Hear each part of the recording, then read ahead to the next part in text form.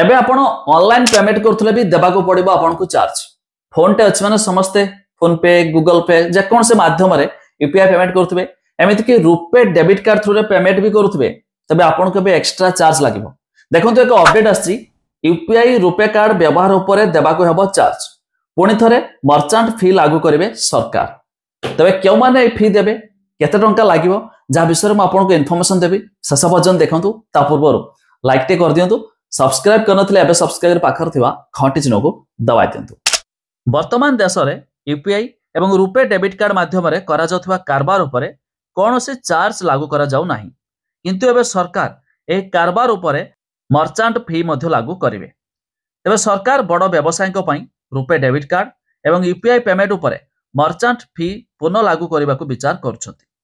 तबे ए शुल्क सरकार 2022 मसिया रे छाड़ कर देथिले, किंतु एबे फिनटेक कंपनी गुडी को कहउछथि जे बड़ व्यवसायिक माने सेठारे मर्चेंट फी आदाय करिवार क्षमता रखुछथि। तेनु एहिपरि व्यवसायिक ठारू मर्चेंट डिस्काउंट रेट बा मर्चेंट रिहाती हार आदाय करा जिबा उचित।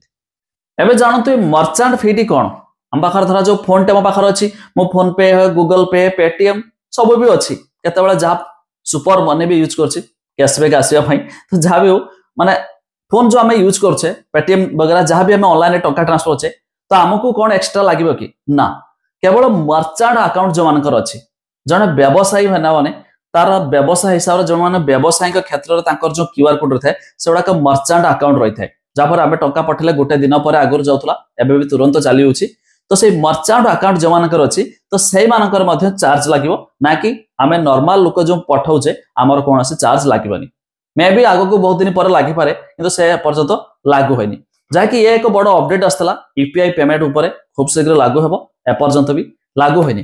तबे आपण माने केउथरे पेमेंट करछोंती फोन पे गूगल पे पेटीएम ता निहाती कमेंट करके जणाइ दियंतु।